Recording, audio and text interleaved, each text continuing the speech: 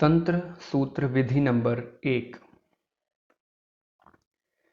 शिव कहते हैं, हे देवी, यह अनुभव 2 श्वासों के बीच घटित हो सकता है। श्वास के भीतर आने के पश्चात और बाहर लौटने के ठीक पूर्व श्रेयस है, कल्याण है। आरंभ की 9 विधियां श्वास क्रिया से संबंध रखती है, इसलिए पहले हम श्वास क्रिया के संबंध में थोड़ा समझ लें और विधियों में प्रवेश करेंगे। हम जन्म से मृत्यु के क्षण तक निरंतर श्वास लेते रहते हैं। इन 2 बिंदुओं के बीच सब कुछ बदल जाता है, सब चीज बदल जाती है, कुछ भी बदले बिना नहीं रहता। लेकिन जन्म और मृत्यु के बीच श्वास क्रिया अचल रहती है। बच्चा जवान होगा, जवान बूढ़ा होगा, वह बीमार होगा, उसका शरीर रुग्ण और कुरूप होगा, सब कुछ बदल जाएगा। वह सुखी होगा, दुखी होगा, पीड़ा में होगा, सब कुछ बदलता रहेगा। लेकिन इन 2 बिंदुओं के बीच आदमी श्वास भर सतत लेता रहेगा। श्वास क्रिया एक सतत प्रवाह है, उसमें अंतराल संभव नहीं है। अगर तुम एक क्षण के लिए भी श्वास लेना भूल जाओ तो तुम समाप्त हो जाओगे। यही कारण है कि श्वास लेने का जिम्मा तुम्हारा नहीं है, नहीं तो मुश्किल हो जाएगी। कोई भूल जाए श्वास लेना तो फिर कुछ भी नहीं किया जा सकता। इसलिए यथार्थ में तुम श्वास नहीं लेते हो, क्योंकि उसमें तुम्हारी जरूरत नहीं है। तुम गहरी नींद में हो और श्वास चलती रहती है। तुम गहरी मूर्छा में हो और श्वास चलती रहती है।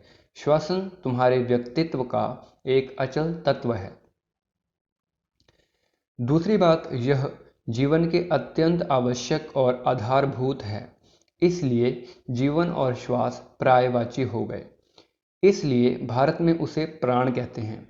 श्वास और जीवन को हमने एक शब्द दिया, प्राण, का अर्थ है जीवन शक्ति, जीवंतता। तुम्हारा जीवन तुम्हारी श्वास है। तीसरी बात, श्वास तुम्हारे और तुम्हारे शरीर के बीच एक सेतु है। सतत श्वास तुम्हें तुम्हारे शरीर से जोड़ रही है, संबंधित कर रही है।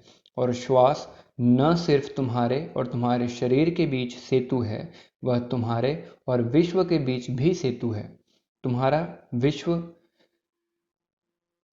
तुम्हारा शरीर विश्व का अंग है। शरीर की हर एक चीज, हर एक कण, हर एक कोश विश्व का अंश है।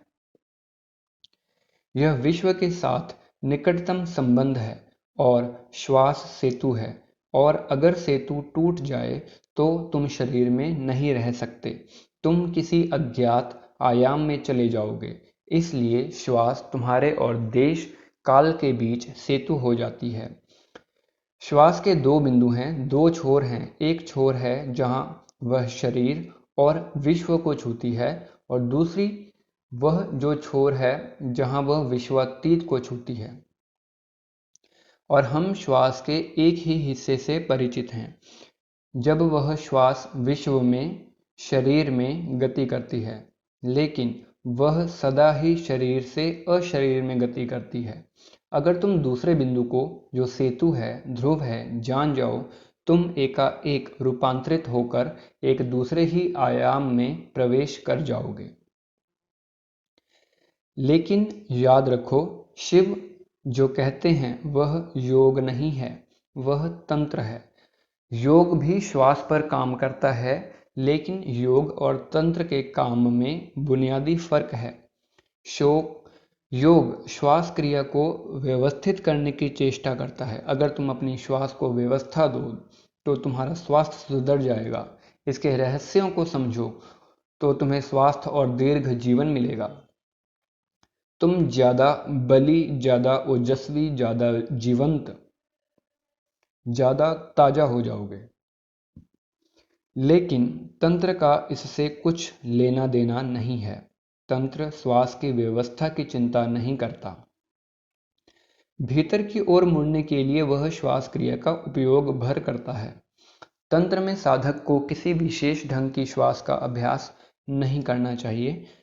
कोई विशेष प्राणायाम नहीं साधना है, प्राण को लयबद्ध नहीं बनाना है, बस उसके कुछ विशेष बिंदुओं के प्रति बोधपूर्ण होना है। श्वास प्रश्वास के कुछ बिंदु हैं जिन्हें हम नहीं जानते। हम सदा श्वास लेते हैं, श्वास के साथ जन्मते हैं, श्वास के साथ मरते हैं, लेकिन उसके कुछ महत्वपूर्ण बिंदुओं को बोध नहीं है। और यह हैरानी की बात है। मनुष्य अंतरिक्ष की गहराइयों में उतर रहा है, खोज रहा है, वह चांद पर पहुंच गया है, लेकिन वह अपने जीवन के इस निकटतम बिंदु को समझ नहीं सका। श्वास के कुछ बिंदु हैं जिसे तुमने कभी देखा नहीं है। वे बिंदु द्वार हैं, तुम्हारे निकटतम द्वार हैं, जिनसे होकर तुम एक दूसरे ही संसार में, एक दूसरे ही अस्तित्व में, एक दूसरी ही चेतना में प्रवेश कर सकते हो। लेकिन वह बिंदु बहुत सूक्ष्म है। जो चीज जितनी निकट हो उतनी ही कठिन मालूम पड़ेगी। श्वास तुम्हारे इतना करीब है कि उसके बीच स्थान ही नहीं बना रहता, या इतना अल्प स्थान है कि उसे देखने के लिए बहुत सूक्ष्म दृष्टि चाहिए। तभी तुम उन बिंदुओं के प्रति बोधपूर्ण हो सकते हो। ये बिंदु इन विधियों के आधार हैं। शिव उत्तर में कहते हैं, हे देवी, यह अनुभव दो श्वासों के बीच घटित हो सकता है। श्वास के भीतर आने के पश्चात और बाहर लौटने के ठीक पूर्व श्रेयस है, कल्याण है। यह विधि है, हे देवी, यह अनुभव दो श्वासों के बीच घटित हो सकता है। जब श्वास भीतर अथवा नीचे को आती है, उसके बाद फिर श्वास के लौटने के ठीक पूर्व श्रेयस है। इन दो बिंदुओं के बीच होश पूर्ण होने से घटना घटती है। जब तुम्हारी श्वास भीतर आए तो उसका निरीक्षण करो। उसके फिर बाहर या ऊपर के लिए मुड़ने के पहले एक क्षण के लिए या क्षण के 1000वें भाग के लिए श्वास बंद हो जाती है। श्वास भीतर आती है और वहाँ एक बिंदु है जहाँ वह ठहर जाती है, फिर श्वास बाहर जाती है, और जब श्वास बाहर जाती है तो वहाँ एक बिंदु पर ठहर जाती है और फिर वह भीतर के लौटती है। श्वास के भीतर या बाहर के लिए मुड़ने के पहले एक क्षण है जब तुम श्वास नहीं लेते हो। उसी क्षण में घटना घटनी संभव है, क्योंकि जब तुम श्वास नहीं लेते हो तुम संसार में नहीं होते हो। समझ लो कि जब तुम श्वास नहीं लेते हो तब तुम मृत हो। तुम तो हो लेकिन मृत, लेकिन यह क्षण इतना छोटा है कि तुम उसे कभी नहीं देख पाते। तंत्र के लिए प्रत्येक बहिर्गामी श्वास मृत्यु है और प्रत्येक नई श्वास पुनर्जन्म है। भीतर आने वाली श्वास पुनर्जन्म है, बाहर जाने वाली श्वास मृत्यु है। बाहर जाने वाली श्वास मृत्यु का पर्याय है, अंदर आने वाली श्वास जीवन का। इसलिए प्रत्येक श्वास के साथ तुम मरते हो और प्रत्येक श्वास के साथ तुम जन्म लेते हो। दोनों के बीच का अंतराल बहुत क्षणिक है, लेकिन पैनी दृष्टि, शुद्ध निरीक्षण और अवधान से उसे अनुभव किया जा सकता है। और यदि तुम उस अंतराल को अनुभव कर सको तो शिव कहते हैं कि श्रेयस उपलब्ध है। तब और किसी चीज की जरूरत नहीं है। तब तुम आप्त काम हो गए, तुमने जान लिया, घटना घट गई। श्वास की प्रशिक्षित नहीं करना है, श्वास को प्रशिक्षित नहीं करना है। वह जैसी है उसे वैसे ही बनी रहने देना। फिर इतनी सरल विधि क्यों? सत्य को जानने के लिए ऐसी सरल विधि? सत्य को जानना उसको जानना है जिसका न जन्म है न मरण। तुम बाहर जाती श्वास को जान सकते हो, भीतर आती श्वास को जान सकते हो, लेकिन तुम दोनों के अंतराल को कभी नहीं जानते। प्रयोग करो और तुम उस बिंदु को पा लोगे। उसे अवश्य पा सकते हो। वह है, तुम्हें या तुम्हारी संरचना में कुछ जोड़ना नहीं है, वह है ही। सब कुछ है, सिर्फ बोध नहीं है। कैसे प्रयोग करो? पहले भीतर आने वाली श्वास के प्रति होशपूर्ण बनो, उसे देखो, सब कुछ भूल जाओ और आने वाली श्वास को, उसके यात्रा पथ को देखो। जब श्वास नासापुट्टों को स्पर्श करे तो उसको महसूस करो। श्वास को गति करने दो, पूरी सजगता के साथ यात्रा करो। श्वास के साथ ठीक कदम से कदम मिलाकर नीचे उतरो। न आगे जाओ और न पीछे पड़ो, उसका साथ न छूटे, बिल्कुल साथ साथ चलो। स्मरण रहे, न आगे जाना है और न छाया की तरह पीछे चलना है, समानांतर चलो, युगपथ। श्वास और सजगता को एक हो जाने दो। श्वास नीचे जाती है तो तुम भी नीचे जाओ और तभी उस बिंदु को पा सकते हो जो दो श्वासों के बीच में है। यह आसान नहीं है। श्वास के साथ अंदर जाओ, श्वास के साथ बाहर आओ। बुद्ध ने इसी विधि का प्रयोग विशेष रूप से किया, इसलिए यह बौद्ध विधि बन गई। बौद्ध शब्दावली में इसे अनापानसति योग कहते हैं और स्वयं बुद्ध की आत्मोपलब्धि इस विधि पर ही आधारित थी।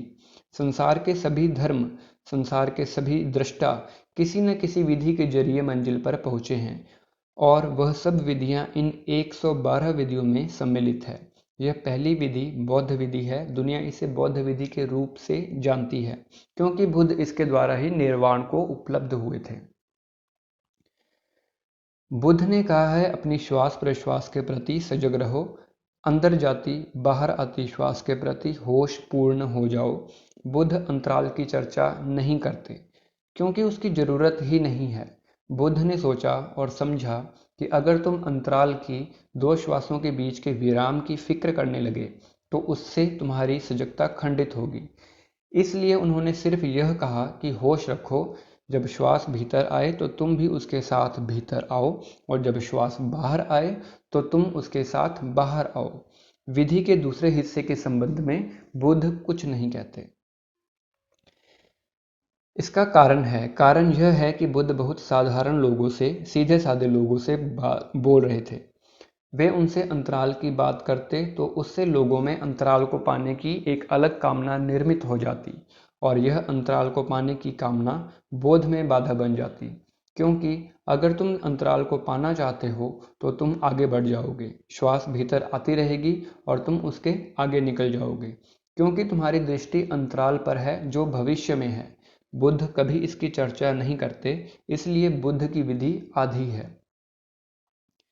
लेकिन दूसरा हिस्सा अपने आप ही चला आता है। अगर तुम श्वास के प्रति सजगता का, बोध का अभ्यास करते गए तो एक दिन अनजाने ही तुम अंतराल को पा जाओगे क्योंकि जैसे जैसे तुम्हारा बोध तीव्र होगा, गहरा होगा और सघन होगा, जैसे जैसे तुम्हारा बोध स्पष्ट आकार लेगा, जब सारा संसार भूल जाएगा, बस श्वास का आना ही एकमात्र बोध रह जाएगा, तब अचानक तुम उस अंतराल को अनुभव करोगे जिसमें श्वास नहीं है।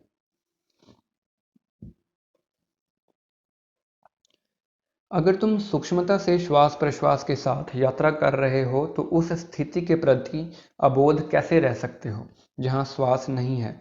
वह क्षण आ ही जाएगा जब तुम महसूस करोगे कि अब श्वास न आती है न जाती है, श्वास क्रिया बिल्कुल ठहर गई है और उसी ठहराव में श्रेयस का वास है। यह एक विधि लाखों करोड़ों लोगों के लिए पर्याप्त है।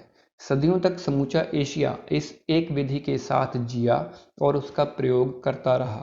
तिब्बत, चीन, जापान, बर्मा, श्याम, श्रीलंका, भारत को छोड़कर समस्त एशिया सदियों तक इस एक विधि का उपयोग करता रहा और इस एक विधि के द्वारा हजारों हजारों व्यक्ति ज्ञान को उपलब्ध हुए और यह पहली ही विधि है। दुर्भाग्य की बात कि चूंकि यह विधि बुद्ध के नाम से संबद्ध हो गई, इसलिए हिंदू इस विधि से बचने की चेष्टा में लगे रहे। क्योंकि यह बौद्ध विधि की तरह बहुत प्रसिद्ध हुई, हिंदू इसे बिल्कुल भूल गए। इतना ही नहीं, उन्होंने और एक कारण से इसकी अवहेलना की। क्योंकि शिव ने सबसे पहले इस विधि का उल्लेख किया, अनेक बौद्धों ने इस विज्ञान भैरव तंत्र के बौद्ध ग्रंथ होने का दावा किया। वे इसे हिंदू ग्रंथ नहीं मानते। यह न हिंदू और न बौद्ध और विधि मात्र विधि है। बुद्ध ने इसका उपयोग किया, लेकिन वह उपयोग के लिए मौजूद ही थी और इस विधि के चलते बुद्ध बुद्ध हुए। विधि तो बुद्ध से पहले भी थी, वह मौजूद ही थी। इसको प्रयोग में लाओ। यह सरलतम विधियों में से है अन्य विधियों की तुलना में। मैं यह नहीं कहता कि यह विधि तुम्हारे लिए सरल है, अन्य विधियां अधिक कठिन होंगी। यही कारण है कि पहली विधि की तरह इसका उल्लेख हुआ है।